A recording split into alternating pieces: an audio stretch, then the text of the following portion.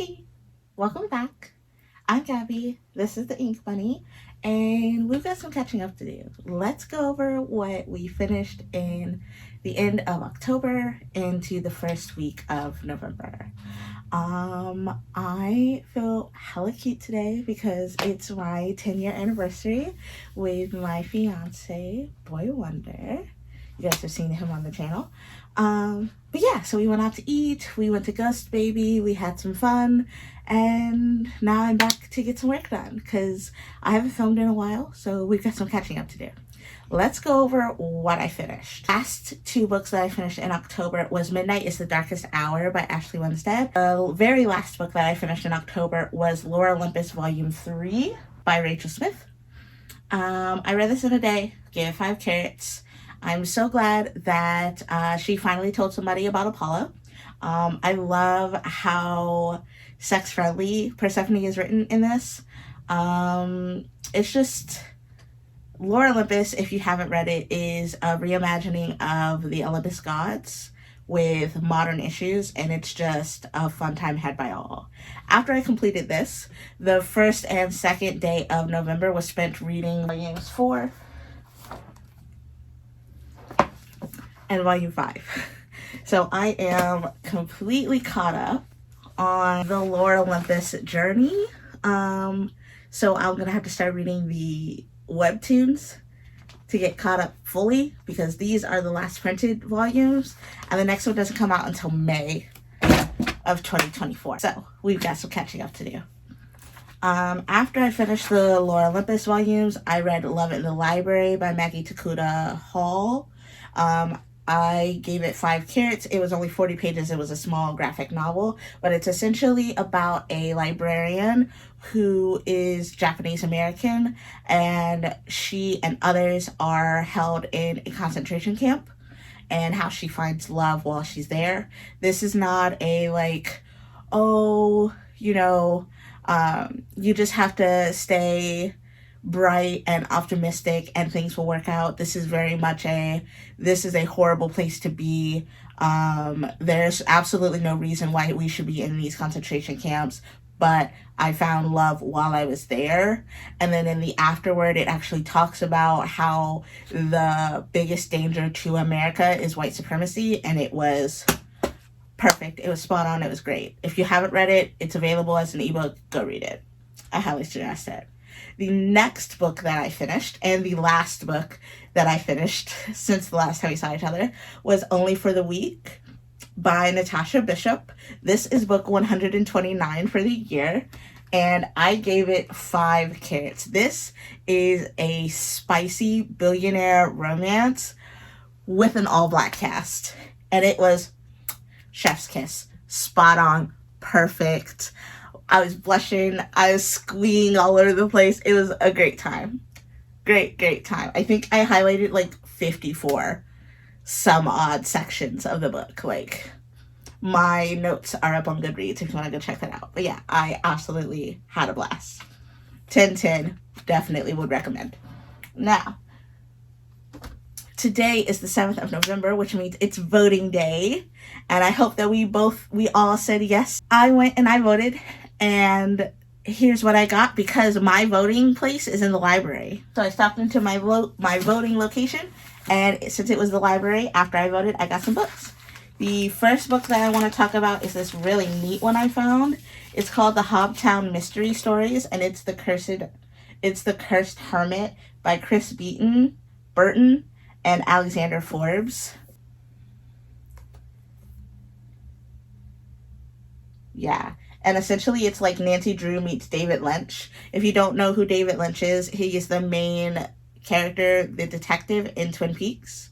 So this is right up my alley. This is volume 2, though. So I'm going to see if they have volume 1 online. But essentially, yeah, they have a junior detective club. I don't want to spoil myself, so I'm going to have to figure out what that's about and find volume 1.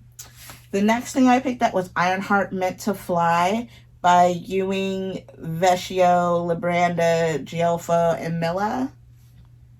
It says that Riri Williams steps boldly out of Tony Stark's shadow to forge her own. to Forge Her Own Path. This collects volumes 1 through 12, which is perfect because I didn't actually get to read this while it was a continuous run. So now that it's collected in a paperback, I can enjoy all of it.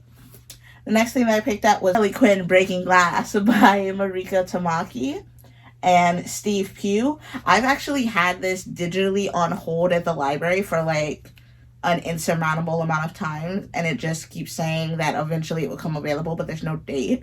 So when I walked into the library and saw it on the shelf, I knew I had to have it. And this is eccentric 15-year-old Harleen. She's got $5 to her name when she's sent to live in Gotham. She's battled a lot of hard situations as a kid, but her fortune turns when Gotham's finest drag queen Mama takes her in. At first it seems like Harleen has finally found her place to grow into her most true with new best friend Ivy at Gotham High. But when Harley's fortune takes another turn, when Mama's drag cabaret becomes the next victim in the wave of gentrification that's taking over the neighborhood. So I'm super excited to see what that, get into that. And then the last one that I picked up is called The Forest Hills Bootleg Society by Dave Baker and Nicole Gu. And it looks like this. And it says, a plan so big it might change lives. A plan that involves low-key copyright infringement, minor automobile theft, and a secret business that runs strictly on cash.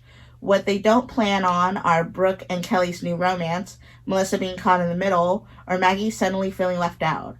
These four friends will have their relationships tested, their morals questioned, and their deepest insecurities exposed, all while selling bootleg anime DVDs to the boys at their ultra-conservative school. Will their newfound empire push their friends to the brink?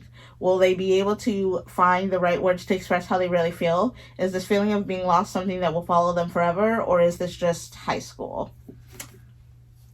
And, you know, because I voted sticker. Okay, so we're caught up on the books that we picked up. We're caught up on the books that we read. Now let's get caught up on the plans for November. About 2-ish weeks ago, I put together a TBR for November, and I was like, this is what I want to read. And now November is here, and I don't really want to read those things anymore. I do, just not right now. So this is what I planned on reading, and then November is just going to be a mood month. I don't have like a planned out TBR. If I finish it, great, but if I don't, oh well. Also, I have decided that I am going to do a 24-hour reading vlog, and the books for that vlog are going to be Thanksgiving and turkey themed mysteries. I have 5 books already picked out, already procured, and I'm in the midst of filming that, and you will see that the week of Thanksgiving. So, yeah. Let's talk about the books. So, because I started If We Were Villains by M.L. Ria with Bree last month, I'm actually only a couple of pages, 20-ish pages maybe, away from the second cutoff, and that is going to be Act 2. From there, I think we're going to read until about Act 3, maybe. We haven't decided yet, but the cutoff for that is tomorrow, Wednesday the 8th, so we are still currently working through this. And then I'm adding Goldie Vance, The Hotel Whodunit by William Rivera. I'm currently on chapter 2. And this is essentially about a Hollywood film crew coming to the hotel that they work at to film a creature feature, and some things go missing. So I'm excited about that. Those are what I'm currently reading right now. And then these are the ones that I'm going to add. And then I have some digital ones to get to. So we're going to read Kill All Your Darlings by David Bell. And this is essentially about a professor who publishes his first novel, which is a thriller about the murder of a young woman, except he didn't write it. A student did. And that student went missing. And then she pops up and blackmails him. The next book is 5 Survive by Holly Jackson. This is about a shooter. But I want to finish this before the year is out because her newest one comes out in January, and I want to have all of her books done so that I can just dive right into the new one. The other two physical books that I have are The Killing Code by Ellie Marney. Since I finished Some Shall Break and there seems to be no sign of a new book or mention or anything, like, I thought it was a duology, which would have been fine if it didn't end how it ended. Since it did end how it ended, I'm gonna need you to write another book. But The Killing Code is a period piece about like Bletchley girls, the girls who were like decoding back during like World War II. It's essentially about this. But while they're doing that, there's a serial killer running around. Don't really need much else. And then the next and last physical book I have is called Murder Your Employer by Rupert Holmes. And it's essentially about a school that teaches you how to get away with crime. So, I'm excited about those. So those are the physicals. And then the digital ones I only have a few, because I'm not going to show you the turkey themed ones until Thanksgiving week. So digitally, the only ones that I have are The Forest Demands Its Due by Kosoko Jackson.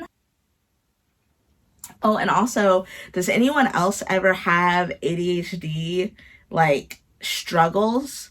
There are times when I'm looking for a word and it's not there, so my brain gives me another word in its place, even though that word is obviously not the same. For instance, this novel is called The Forest Demands Its Due, but when Boy Wonder asked me about it like 2 weeks ago, I, for the life of me, could not remember what it's called, and I said something about the forest needing its fee. Like, why? And then Phantom by Helen Power. Is that cover not stunning? And this is about a woman that is so poor that she sells her left hand to get financial freedom. And now she's living her life and everything's great, except she has a lot of pain. So she goes into the hospital to see what's going on about that. And they're like, oh, it's a phantom limb. We can reconnect it, like the sensations, we can get rid of that for you with this pill. Well, the sensations don't go away and the pain doesn't go away. And she begins to feel what the hand is doing, even though it's not attached to her. And that hand is killing people. I don't know how it's supposed to make sense, but it's 546 pages and I didn't need much more. I'm so excited to find out what's going on. And then I want to say that there's one more digital book, but I don't know. I think that's pretty much it. And also because my father continually asks me if I started anything about Python, I got some nonfiction educational books about Python. I got Python for children. So we are all caught up book-wise. The girlies and I have decided that we are going to read The 7.5 Deaths of Evelyn Hardcastle. Oh, I need to tell you guys about that because I went to the bookstore with my bestie Chanel and we got some things. Now, I just gotta figure out where I put them. Okay. I'm like 80% sure that I talked about these already, but just in case. So we went to Barnes & Noble and we got some books. I got A Death at the Party by Amy Stewart. And this essentially takes place in a day. A woman is getting ready to host a party and then people start dying. Then I got The Devil's Flute Murders by Seishi Yokomizo. And if that sounds familiar, they are the mastermind behind Kosuke Kindaichi. And essentially in this one, a family gets together after their patriarch dies, and then the Kindaichi is called in to investigate, and then more people die.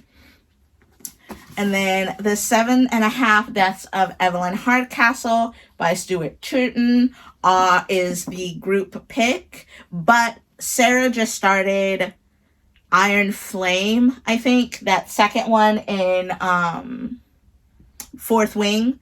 And it's like 800 pages. So it's going to take a while for us to get to this. But the back of it essentially states that Evelyn Hardcastle will be murdered at 11 p.m. There are 8 days and 8 witnesses for you to inhabit. We will only let you escape once you tell us the name of the killer. Understood? Then let's begin. I don't know what else is going on. I read that and then I picked up the book. And then the 2 more. The next thing I picked up is This Is How We End Things by R.J. Jacobs. I actually have another R.J. Jacobs book that I haven't finished over there called Always the First to Die. I was like 4 or 5 chapters into that one. But this one is a high-stakes dark academia thriller full of twists and secrets. Don't need much more.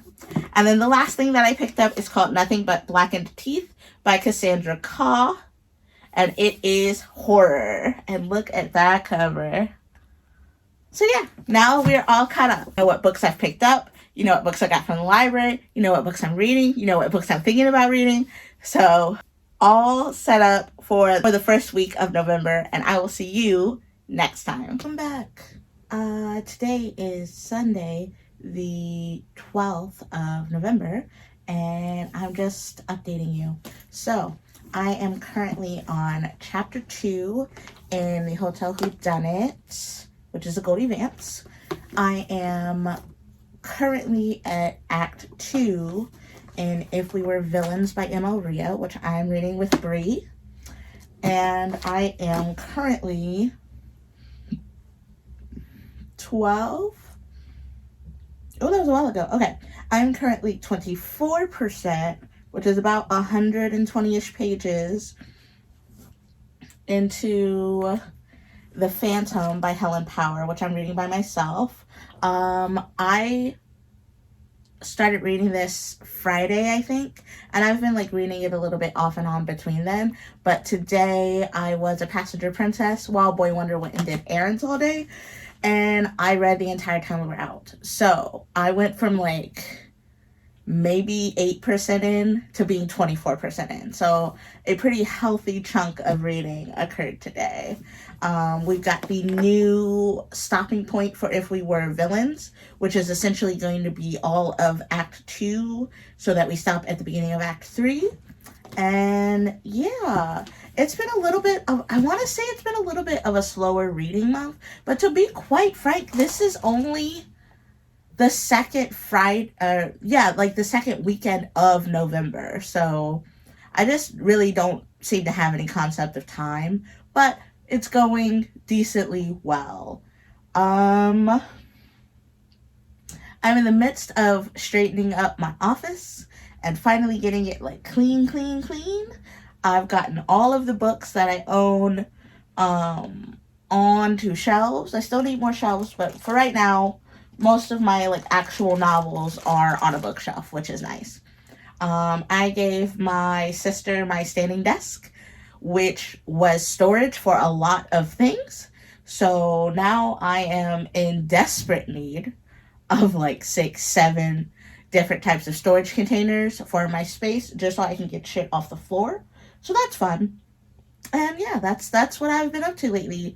This will probably be like the last update that I do before I put up the video, because I didn't do one last week and I am behind.